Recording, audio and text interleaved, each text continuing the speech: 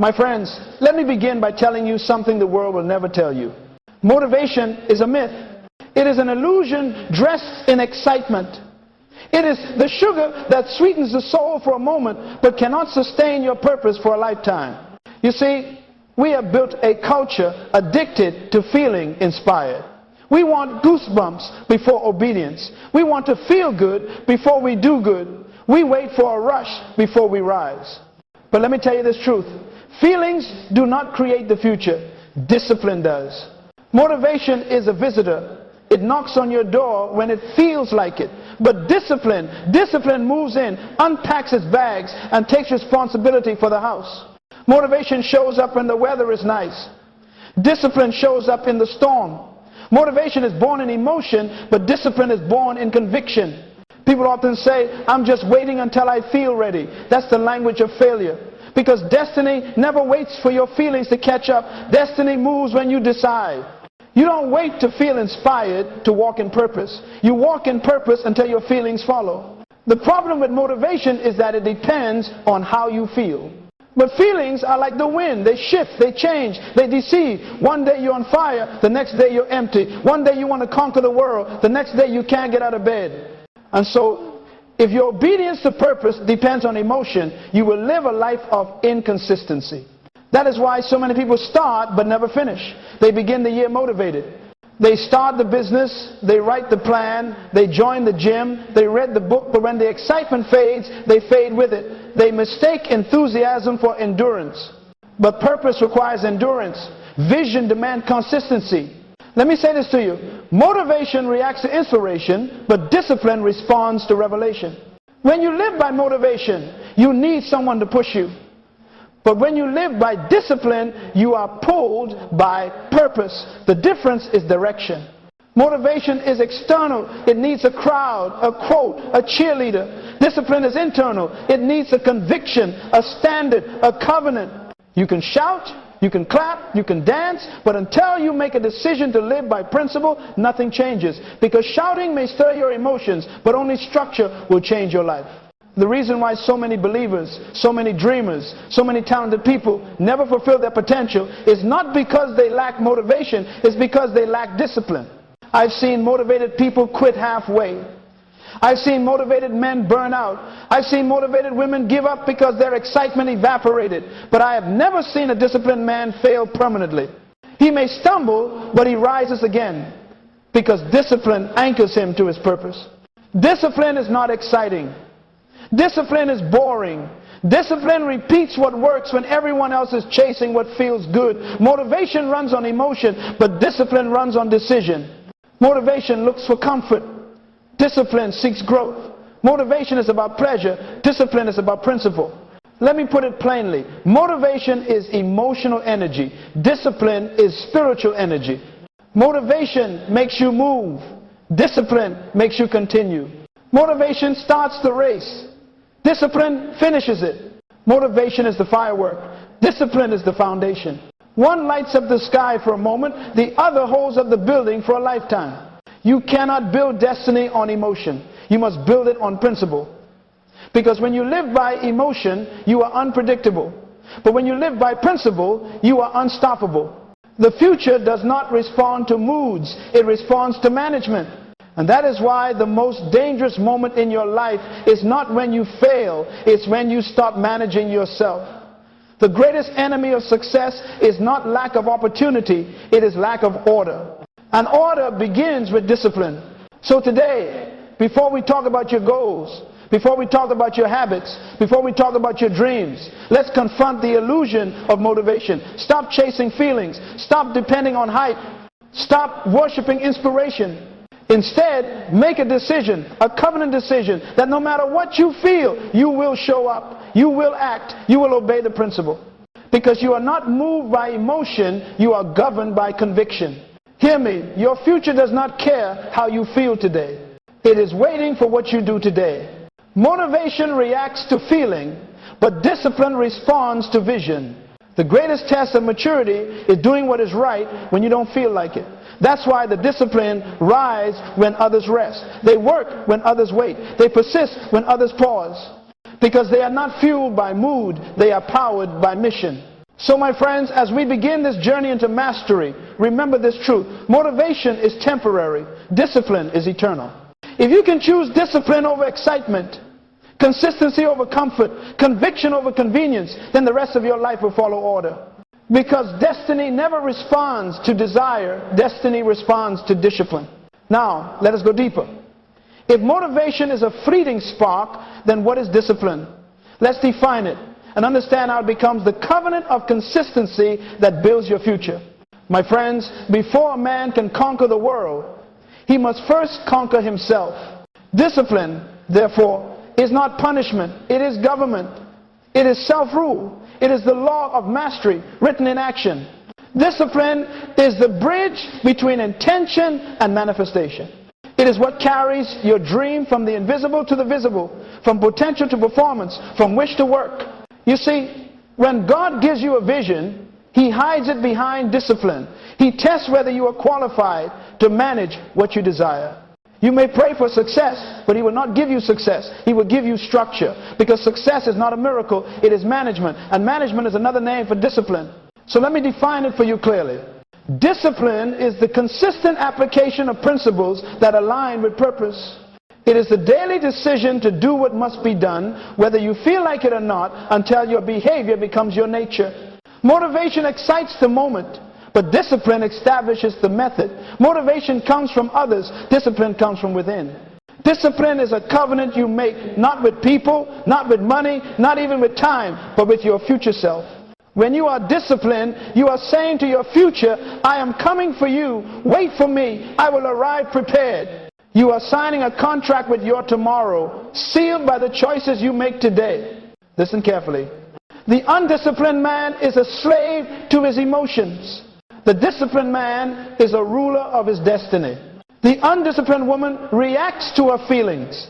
The disciplined woman responds to her assignment. You cannot lead what you cannot manage, and you cannot manage what you will not discipline. Every great leader is first a governor of self. Before David ruled a nation, he ruled his impulses. Before Joseph managed Egypt, he managed his integrity. Before Daniel influenced kings, he mastered his appetite. Leadership begins with self-government, and self-government is discipline. Many people pray, Lord, give me more. But heaven will never release more to someone who mismanages little. God blesses order, not chaos. He promotes stewardship, not excitement. Discipline is the evidence that you are ready for increase. Think of it this way. Discipline is the fence that protects your purpose. It keeps distractions out and keeps focus in. Without it, even the best seed will die in the wrong soil. That is why success is never about intelligence. It's about integrity. It's not how much you know, it's how much you consistently apply. Let me tell you, discipline is the quiet power of the uncommon. While the world celebrates talent, heaven rewards consistency. Talent may open the door, but only discipline keeps you in the room. Talent gets attention, but discipline earns trust. Talent shines once, but discipline shines daily. Hear me. Every great achievement you admire is a result of boring consistency. Every book you love was written word by word. Every empire you envy was built brick by brick. Every masterpiece was painted stroke by stroke. Discipline is repetition with revelation, doing what works until what works for you. Discipline is not about perfection. It is about direction. It is the art of showing up even when your emotions are absent. It is obedience in the ordinary that prepares you for the extraordinary. And discipline is not cruel, it is compassionate. It protects you from the chaos of impulse. It guards your focus. It saves you from regret. It gives you the gift of freedom. Because freedom is not doing whatever you want, it's having control over yourself. When you are disciplined, you can tell your body what to do and it obeys. You can tell your mind what to think and it aligns. You can tell your emotions how to feel and they submit. That is true authority, authority over self. So let me say this. Discipline is the covenant of consistency. It is a sacred partnership between your purpose and your practice. It says, I will not break faith with my future. When you honor discipline, you honor destiny. Because discipline is the foundation upon which destiny is built. Everything you want, everything you pray for, everything you are designed to become, it all waits behind one gate, and that gate is self-discipline. Now, my friends, once you understand what discipline truly is, you can no longer treat it as an option. It becomes sacred time, sacred duty, sacred stewardship. That's why in this journey, we will not chase motivation. We will build a ritual, a daily covenant that keeps you accountable to your destiny. Let us now move forward to the practice that transforms this principle into power. Let's talk about the 15-minute covenant, a ritual for rulership. My friends, once you understand that discipline is the bridge between your purpose and your performance, you must now learn how to build that bridge daily. Discipline is not something you have, it is something you practice. It must be renewed, reinforced, and remembered every day. That is why I call it a covenant, not a routine. A routine is what you do out of habit. A covenant is what you do out of honor. Discipline must never become mechanical. It must remain meaningful. Every day that you wake up, you are standing at a crossroads between distraction and destiny. And the decision you make in those first moments will determine the direction of your entire day. So I want to introduce to you what I call the 15-minute covenant. It is a sacred meeting with your future. It is the daily throne room of decision. 15 minutes, that's all. Yet those 15 minutes can recalibrate the course of your entire life. Because when you learn to rule your morning, you learn to rule your world. Let me show you how. The first 5 minutes are for reflection. These are the moments when you align your heart with your purpose. Before you look at a phone, before you answer a message, before you check a schedule, you sit still and remind yourself who you are. Read your vision aloud. Remind your soul of your assignment. Ask yourself, why am I alive today? Reflection anchors your identity before the noise of the world tries to define it for you. Then comes the next 5 minutes, declaration. This is where you speak to your mind and command your day. Remember this, words are spiritual containers. They carry creative power. You don't just hope for change, you declare it. You don't just think focus, you speak focus. You say aloud, I am disciplined, I am focused, I am faithful, my mind serves my vision, my body obeys my purpose, my day is ordered by wisdom. You see, what you declare creates atmosphere. The world you see outside is a reflection of the world you build inside. When you speak with conviction, you establish order in your environment. Because your words are the seeds of your future, and what you sow in declaration, you will reap in manifestation.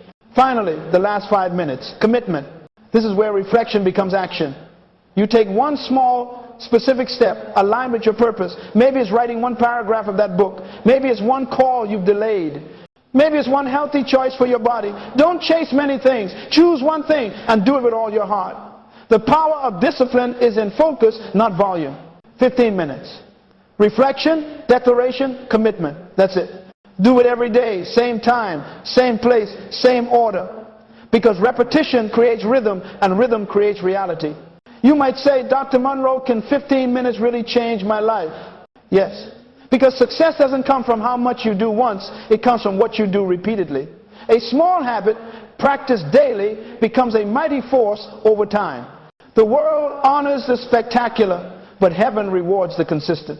Remember this principle. Whatever you do daily, you become permanently. That's why the undisciplined are constantly changing direction, because they have no daily anchor. But the discipline remains steady because their actions are rooted in routine, and their routine is rooted in revelation. Let me tell you something powerful. 15 minutes of divine order every morning can redeem 15 hours of chaos later. Because when you begin your day with purpose, everything else aligns under it.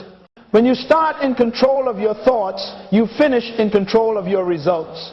This covenant is not about time, it's about transformation. It's not about minutes, it's about mastery. Those 15 minutes are your daily throne of dominion. It's where you tell your mind who's in charge.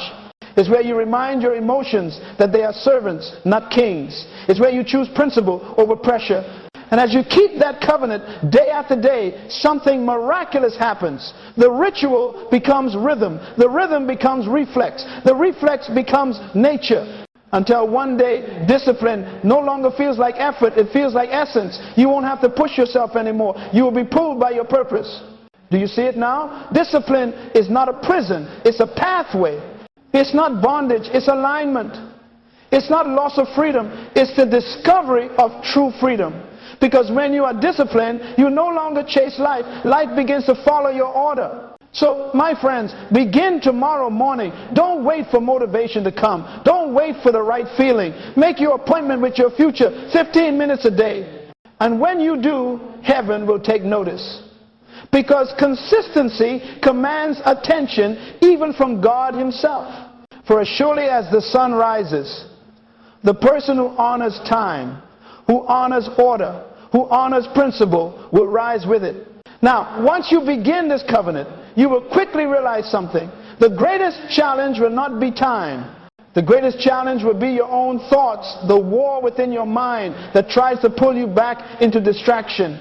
And that, my friends, brings us to the next revelation. The inner war training, the mind for obedience. My friends, after you make a covenant with your future, you will soon discover that your greatest battle is not with time, not with people, not with opportunity. It is with your own mind. The battlefield of life is not out there, it is in here. Between your ears, beneath your thoughts, inside your imagination. The mind is the soil of destiny. And whatever you allow to grow, they will eventually show in your life. Every human being fights this silent war, the war between discipline and desire, between purpose and pleasure, between what you know is right and what feels easy. That war doesn't stop when you make a decision, it begins there. You see, the moment you decide to discipline your life, your mind begins to resist you. It whispers, just once won't hurt. It says you can do it later. It reasons, it negotiates, it excuses, because the mind loves comfort more than change. But hear me, if you do not train your mind to obey your purpose, your emotions will betray your destiny. You must rule your thoughts, or they will rule you. That's why the scripture says, be transformed by the renewing of your mind. Not the removal of your mind, but the renewing of it. Renewal is training. Renewal is repetition. Renewal is discipline. Your mind is not your master, it is your servant. And like any servant, it must be trained. You train the mind through repetition, through focus, through meditation, through truth. You must teach your thoughts to obey the laws of your purpose. Let me tell you something powerful. Your body follows your mind follows your belief, and your belief follows your purpose. If your purpose is weak, your belief will waver. If your belief wavers, your mind will wander. And when your mind wanders, your body will waste its energy on distractions. So the first assignment of a disciplined life is to bring your mind under submission to your purpose. That means you must choose your thoughts the way a king chooses his counselors, carefully. You must interrogate every thought that enters your mind and ask, who sent you? If it comes from fear, dismiss it. If it comes from doubt, silence it. If it comes from regret, replace it. If it comes from purpose, nourish it. Because the mind is a garden and your thoughts are seeds. If you allow weeds of negativity to grow, they will choke the flowers of your vision. But if you sow seeds of faith, courage, and focus, you will reap a harvest of progress. Discipline begins in the soil of thought. Before you can control your habits, you must control your thinking. Before you can master your behavior, you must master your beliefs. Every action is born from an idea, and every idea comes from an atmosphere. That's why you must guard your mental atmosphere. Do not expose your mind to voices that poison your vision. Do not feed your thoughts with fear disguised as entertainment. Do not allow toxic people to rent space in your head without paying rent in peace. You become the product of what you repeatedly ponder. Hear me, the mind is like a river. It will flow wherever the terrain directs it. Discipline is building the banks that guide, that flow toward purpose. Without those banks, your thoughts overflow into chaos and confusion. That is why the disciplined man speaks to his mind daily. He tells it what to think. He doesn't wait for inspiration. He commands focus. He practices mental alignment. He meditates on purpose until his emotions obey his mission. Let me illustrate this for you. When an athlete trains, he doesn't wait until the race to discipline his body. He trains it when no one is watching. He repeats movements until they become instinct. Likewise, you must train your thoughts when no one sees you. Discipline your mind in private, and it will obey you in public. When fear comes, you say, you have no authority here. When doubt comes, you say, you are not my truth. When distraction comes, you say, I am about my Father's business. Because a disciplined mind does not react, it responds. It is calm under pressure, clear under conflict, consistent under criticism. Do you know what maturity is? Maturity is when your emotions submit to your purpose. Immaturity is when your purpose submits to your emotions. When you reach the point where your peace is not disturbed by panic, your growth has begun. So I challenge you today, train your mind for obedience. Don't let your thoughts drift like a leaf in the wind. Direct them like an arrow toward destiny. Every morning, during that 15-minute covenant, bring your thoughts into alignment. Remind your mind that it serves your purpose. Say to yourself, my mind is my servant, not my master. My thoughts are tools, not rulers. My emotions obey my assignment. And when you begin to think like this, you will notice something extraordinary. Clarity will return. Focus will sharpen. Peace will become your normal. You will stop reacting to life and start directing it. Because victory does not begin when your circumstances change. Victory begins when your thinking changes. The mind must become your ally, not your adversary. For once your thoughts are trained to obey your purpose, your life will begin to reflect the order of heaven. Now that we have learned that discipline begins with the mastery of thought, let us move to the next stage of this journey, how disciplined thinking grows into habitual integrity and how habit turns consistency into character. My friends, when the mind has been trained to obey purpose, the next step is to anchor that obedience in habit, because discipline without habit is temporary, but discipline that becomes habit is transformation. You see, every great destiny is built on the foundation of small disciplines practiced daily until they become automatic. Habit is discipline made permanent. It is the rhythm of consistency that keeps your life in order even when your emotions fluctuate. Let me tell you something powerful. You do not rise to the level of your intention. You fall to the level of your habit. You may intend to be excellent, but if your habits are lazy, your results will reflect that. You may dream of greatness, but if your habits are inconsistent, your potential will remain a theory, not a testimony. That's why I call habit the guardian of destiny. It protects you from the weakness of emotion. Motivation says, do it when you feel like it. Habit says, do it because it's who I am.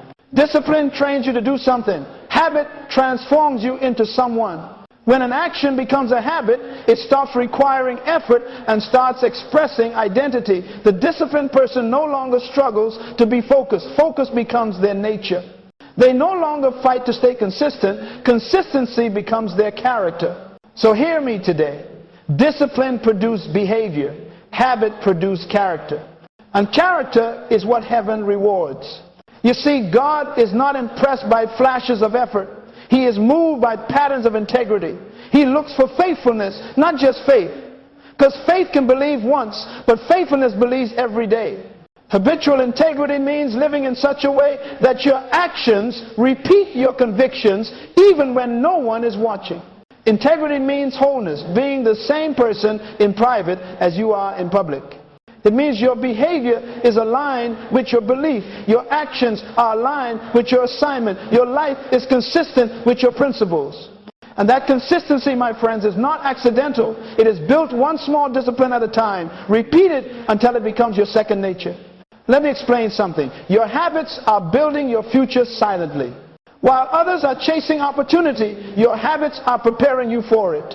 While others are praying for promotion, your habits are qualifying you for it. While others are hoping for breakthrough, your habits are guaranteeing it. That is why you must be intentional about what you repeat. Because repetition is rehearsal for reality. What you practice, you perfect. What you perfect, you become. Every habit is a seed, and every seed grows into a harvest. If you plant the habit of procrastination, you will reap the harvest of regret. If you plant the habit of excellence, you will reap the harvest of opportunity. If you plant the habit of prayer, you will reap the harvest of peace.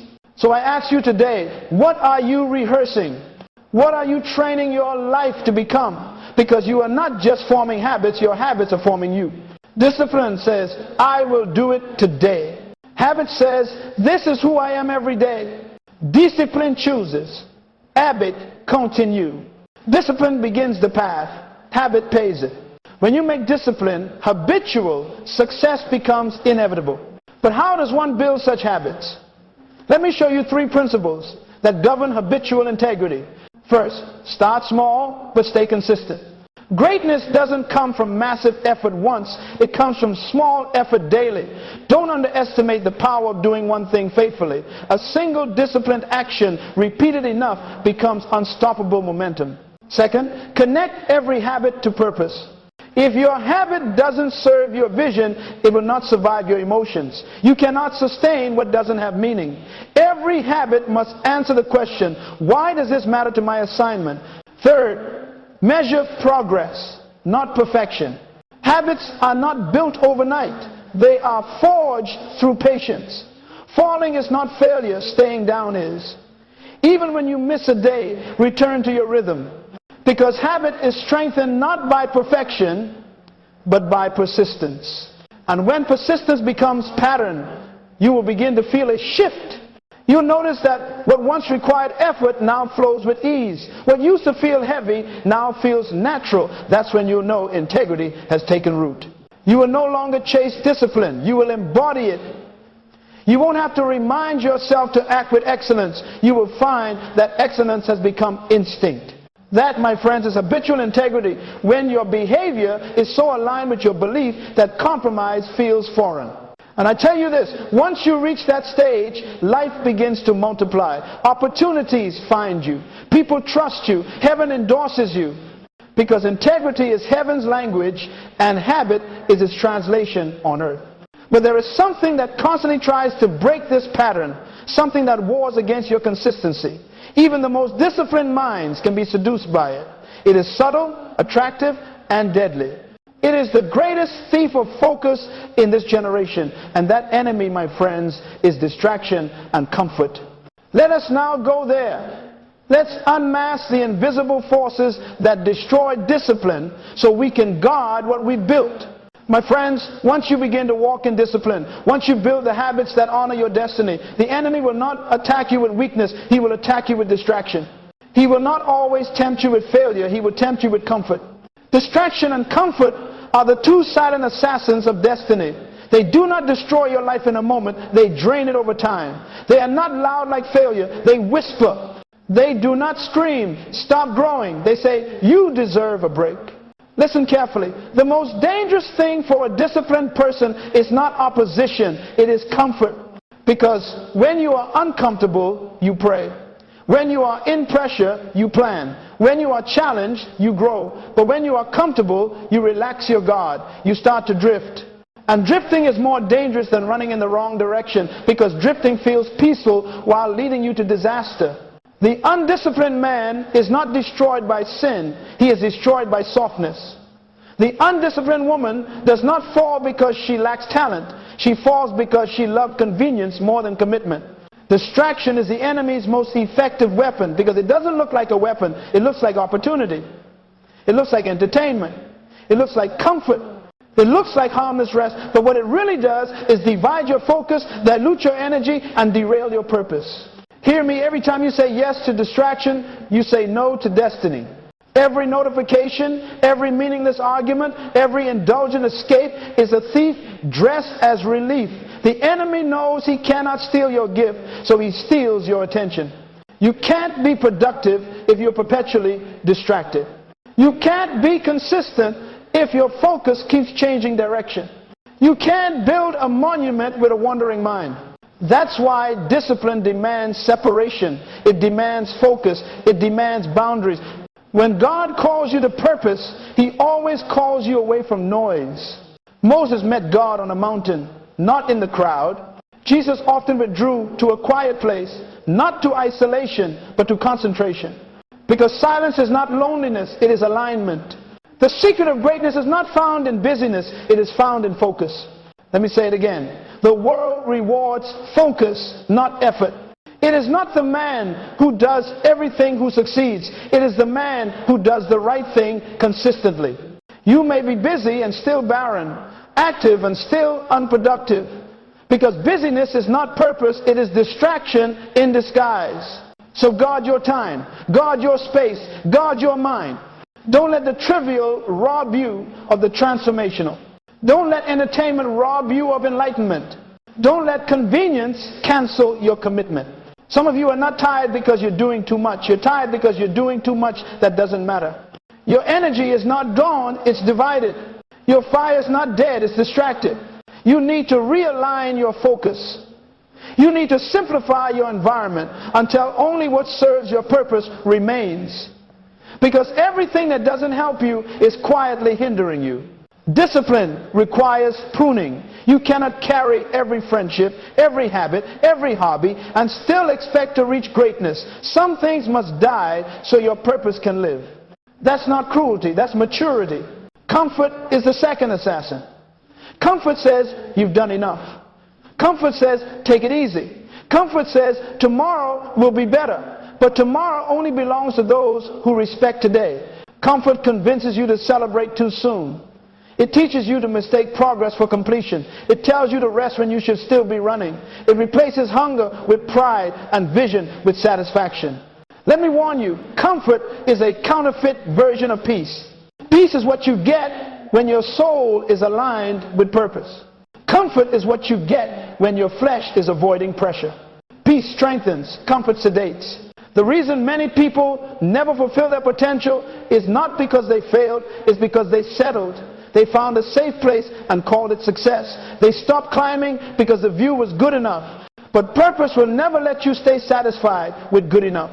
Purpose always calls you higher. So today I challenge you, be allergic to distraction and intolerant of comfort. Because every destiny requires discomfort, every calling demands conflict, every crown comes with a cross. You cannot grow without resistance. The gym of greatness is adversity. Pressure is the price of progress. Pain is the birthplace of purpose. When you feel discomfort, don't run, refine it, don't escape it, embrace it. Because discomfort is the soil where discipline strengthens its roots. When you discipline yourself to stay focused amid distraction, when you choose growth over comfort, you are training your spirit for rulership. You are preparing to govern yourself in a world that cannot govern its impulses. But hear this truth. Even as you fight distraction and resist comfort, you will need principles to keep your discipline alive. Unshaken, unbroken, unstoppable. Because success doesn't survive on passion alone. It survives on law. And so, my friends, let us now move to the next revelation. The 3 laws of lasting discipline. These laws will preserve your focus, strengthen your consistency, and sustain your purpose when feelings fade and comfort calls your name. My friends, every system that survives is built on law. Without law, there is chaos. Without structure, there is collapse. Without order, there is waste. And discipline, true lasting discipline, must also stand upon law. You see, feelings fade, motivation fails, emotions fluctuate, but law remains. When you live by law, you no longer need inspiration to do what is right. You simply obey the structure that guarantees your success. Because principles protect purpose. And purpose without principles will perish. Let me share with you what I call the 3 laws of lasting discipline. They are not rules to restrict you, they are foundations that sustain you. If you live by them, you will not need constant reminders because order will live inside of you. Law 1, the law of vision. Clarity creates consistency. Discipline dies when purpose is unclear. You cannot be disciplined without direction. A man without vision will waste energy chasing everything and mastering nothing. That's why the first law of discipline is vision. You must know what you are building. You must see it clearly before you can commit to it fully. Because unclear goals produce inconsistent behavior. When you don't know where you're going, everything becomes an option, and every option becomes a distraction. But when you see your destination clearly, every decision either serves it or sabotages it. Vision simplifies life. It tells you what to say yes to and what to refuse.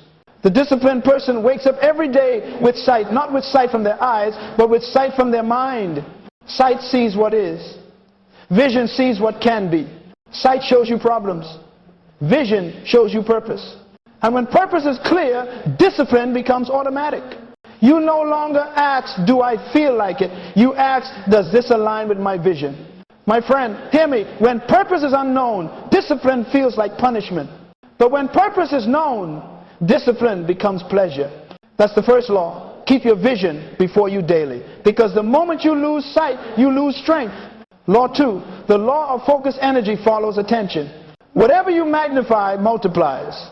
The second law of discipline is focus. Your attention is the currency of your destiny. Wherever you spend it, you invest your future. Focus is power. Focus converts potential into progress. A laser can cut through steel because all its light is concentrated in one place. Likewise, a man or woman whose focus is fixed can achieve what the distracted cannot even imagine. You cannot be effective while being everywhere. You cannot produce excellence while multitasking mediocrity. The disciplined life chooses concentration over confusion.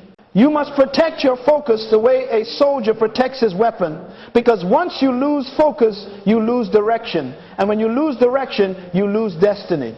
That's why the disciplined person learns to say no. Focus is not about doing more. It is about doing what matters.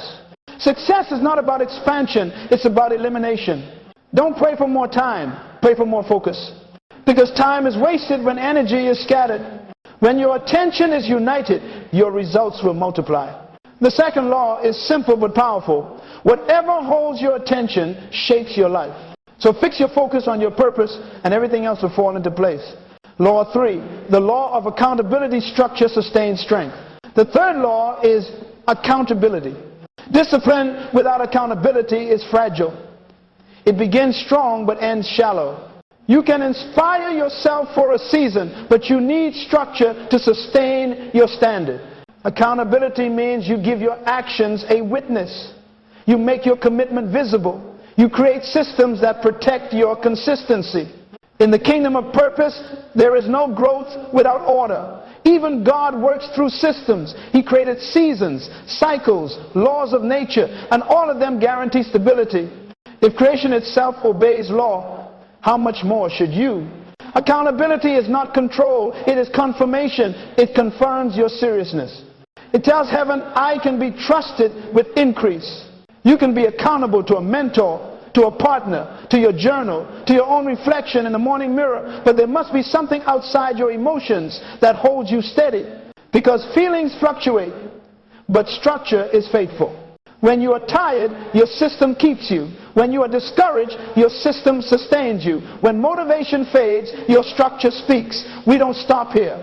This is the secret of mastery. External order that reinforces internal conviction. The third law, therefore, is this. Every dream requires a system. If you don't organize your life will organize you, and it will always choose the path of least resistance. So build systems that honor your purpose. Schedule your priorities. Record your progress. Guard your habits. Reward your consistency. That is how discipline becomes destiny. Now, when these three laws, vision, focus, and accountability operate together, discipline no longer feels like effort. It becomes the architecture of your success. You no longer depend on excitement to move forward. Structure moves you. That's why I often say, principles are stronger than passion. Passion is emotional fuel.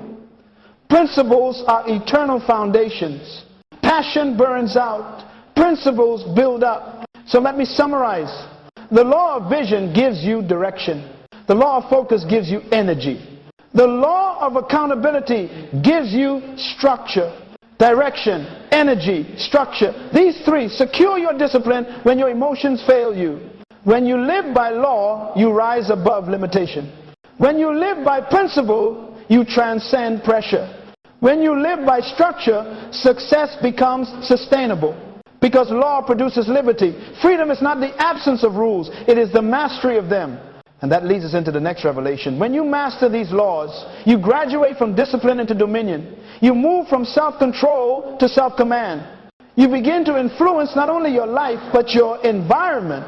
Let us now talk about what happens when discipline matures, when you no longer just manage yourself, but begin to govern your world. My friends, when discipline matures, it produces something greater dominion. Because the purpose of discipline is not control for its own sake, it is rulership. The end of self-control is self-command. The reward of order is authority. You see, dominion was God's original mandate for mankind. Let them have dominion. He said, not over people, not over each other, but over creation, over environment, and above all, over self. For you cannot govern the world around you until you first govern the world within you. Discipline is the training ground of dominion.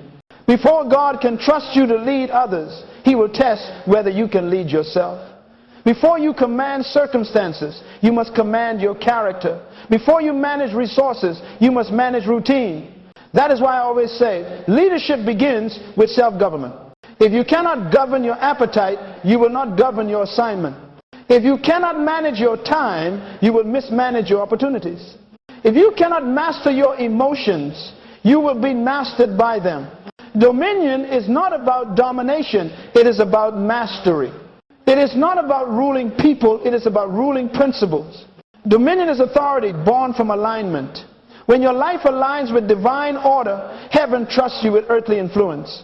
Now, let me show you how discipline graduates into dominion.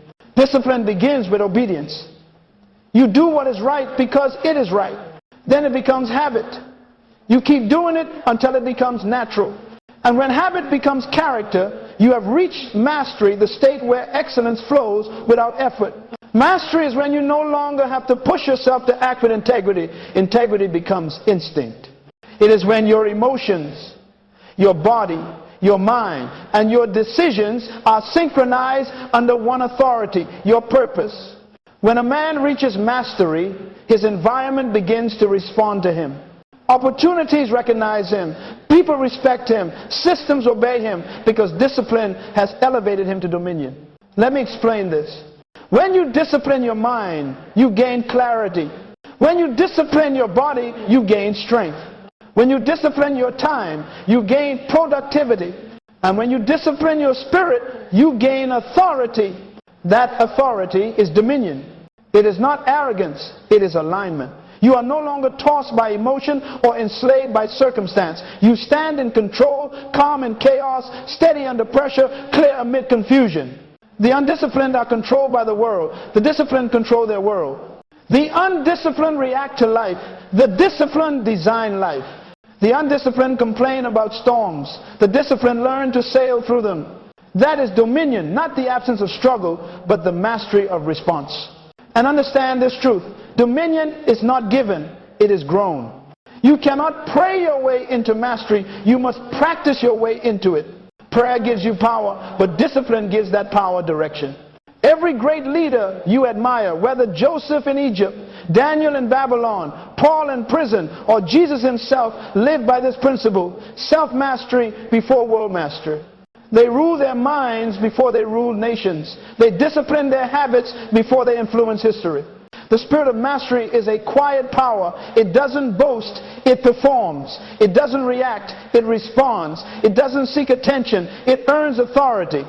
People who carry dominion don't chase recognition. Recognition finds them. When you live by principle long enough, your presence carries power. You begin to walk in rooms differently. You speak with weight. You move with grace. Because order has replaced chaos in your soul, and people can sense it. That is what it means to reign in life. To live not as a victim of circumstance, but as a steward of purpose. To respond to pressure with peace. To meet conflict with clarity. To face challenge with composure. You see, discipline is not about restriction, it's about responsibility.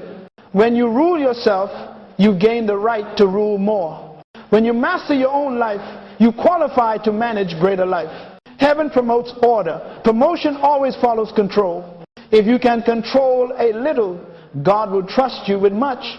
If you can manage yourself, God will allow you to manage influence. That's why dominion is not a gift of favoritism. It is a reward of faithfulness. Faithfulness in thought. Faithfulness in focus. Faithfulness in daily obedience. And when discipline matures into dominion, something powerful happens. You no longer live by reaction, you live by design. You don't wake up wondering what will happen, you wake up commanding what will happen. You no longer say, I hope today is good. You say, I will make today fruitful. Dominion gives you calm authority. You lead your emotions instead of following them. You command your day instead of chasing it. You influence your world instead of complaining about it. And hear me, this is not pride. This is purpose fulfilled. Because the disciplined life is not for ego, it is for impact. The ultimate goal of discipline is to empower you to serve others with excellence. Dominion is stewardship, not superiority. It is managing yourself so that you can lead others into freedom. That is why true leaders are never tyrants. They are servants who have mastered themselves first.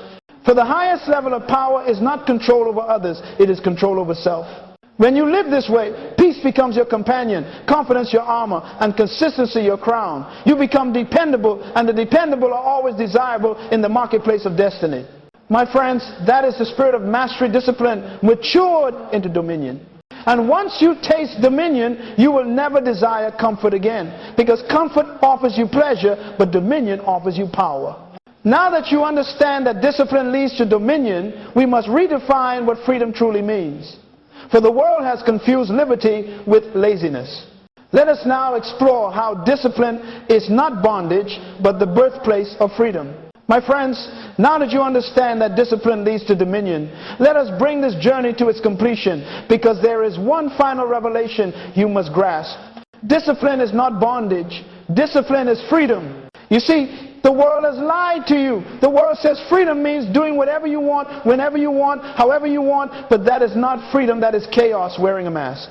True freedom is not the absence of boundaries. It is the mastery of them. The man without discipline is not free. He is a slave to impulse. The woman without order is not liberated. She is trapped by emotion. Freedom without control is destruction waiting for opportunity. But the disciplined man walks in authority. He is not pulled by trends or tossed by temptation. He decides what to think, what to say, what to do, and that is liberty. He doesn't wait for permission to act. He already has purpose as his compass. He doesn't need applause to continue. Conviction sustains him. That is freedom. Listen carefully. Discipline does not restrict your life. It refines it. It filters what matters. It cuts away excess. It gives focus to your fire. And when your fire is focused, it burns brighter and lasts longer. The undisciplined life looks free, but is full of frustration. The disciplined life looks structured, but is full of peace. Because peace is the child of order. Chaos breeds anxiety. Structure breeds serenity. True success is not abundance without order. It is abundance with stewardship. To have much without control is to live in danger. But to have mastery with meaning, that is prosperity of the soul. The disciplined person lives with clarity, not confusion. They move by intention, not reaction. They live by principle, not pressure. And that is the highest form of freedom, to be unmoved by the noise of the world because you are anchored in the voice of purpose. Do you remember what I said earlier? Motivation is emotional energy. Discipline is spiritual energy. Dominion is divine energy. And freedom is the harmony of all three emotions: discipline by spirit, action directed by principle, and life aligned with purpose. My friend, success is not measured by what you gain. It is measured by what you can manage. It's not how much you achieve, but how much of yourself you control while achieving it. If your progress costs you your peace, it is not success. It is slavery in disguise. That's why discipline is not harsh. It is healing. It saves you from your lower nature and summons your higher self. It silences the noise and amplifies your purpose. You can never be truly free until you can tell yourself no and mean it. Freedom is the ability to choose restraint when temptation knocks. Freedom is the power to delay gratification for the sake of destiny. Freedom is the authority to say, I will not be ruled by what I feel, I will be led by what I know. And when you live like that, life itself begins to respond to you differently. Doors open that others can't see. Opportunities appear that chaos cannot perceive, because heaven recognizes order. Heaven invests in management. Heaven multiplies stewardship. So hear me as I close. Discipline is the foundation of divine trust. When you are disciplined, God can depend on you. He can release ideas through you because He knows you'll execute them. He can bless you with influence because He knows you won't abuse it. He can increase your resources because He knows you'll manage them well. Freedom without discipline leads to downfall, but discipline with freedom leads to destiny. And so I declare to you today, your future is waiting for the disciplined version of you. Not the emotional you, not the distracted you, not the comfortable you, but the focused, faithful, consistent you, the one who has made a covenant with purpose. Do not run from discipline. Embrace it, love it, live it. Because discipline is not your enemy, it is your emancipation. It frees you from regret. It frees you from waste. It frees you from fear. It makes you dependable. It makes you fruitful. It makes you powerful. The disciplined rise while others rest.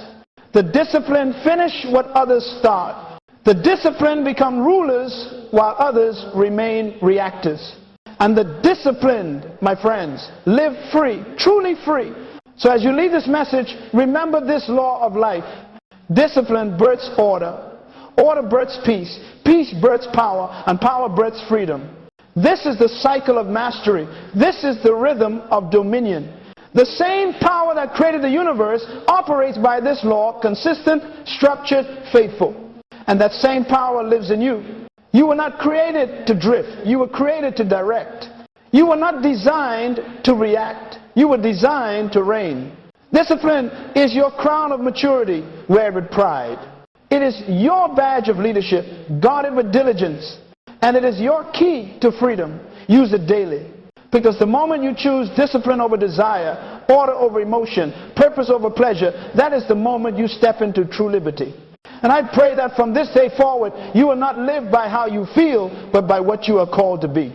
That you will not be ruled by impulse, but guided by principle.